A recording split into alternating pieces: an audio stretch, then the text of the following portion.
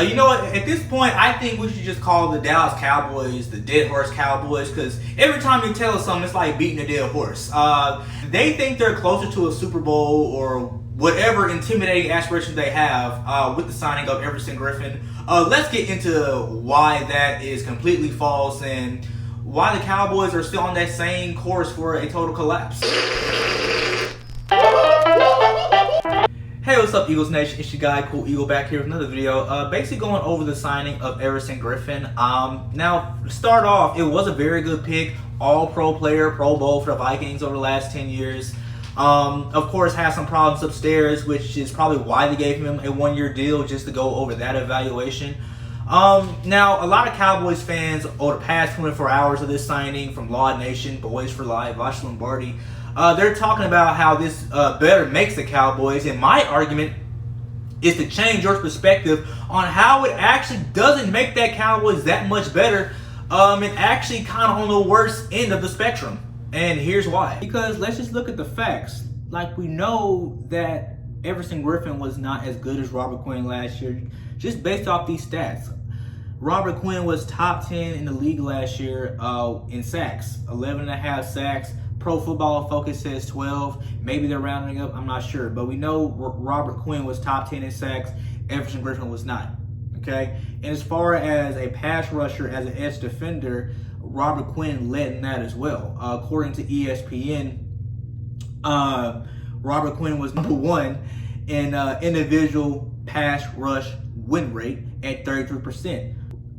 When you lose Robert Quinn, you're essentially losing the best edge defender on your team and in the NFL, and you're replacing him with a guy, who wasn't as efficient in those statistical categories that really matter. Of course, Pro Football Focus goes into more deeper depth about these statistics as well, even going so far as going into snap count, because I was waiting for Cowboys fans to tell me to use the PFF grades, right? So Everson Griffin had a 76.6 overall, run defense 66.4, pass rush 75.9. So again, he's not a bad player. This was not a bad deal. It's just not what Cowboy fans are expecting it to be compared to Robert Quinn.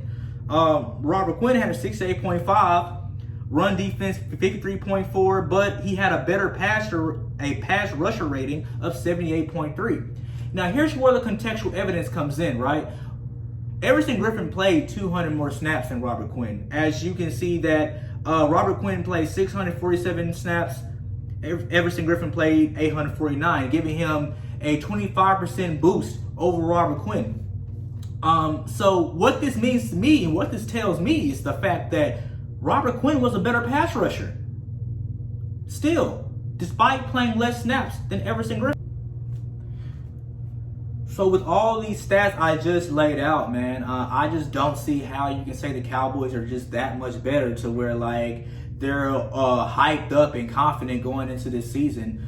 With a guy that you overpaid that really didn't do anything worth a damn last year. You got older on defense. The only good part of your defense is the linebacking core, and that's a little bit suspect just because of the health of old-ass Sean Lee. And then on the backside, you got HaHa Clint Dix, who's on his third team now.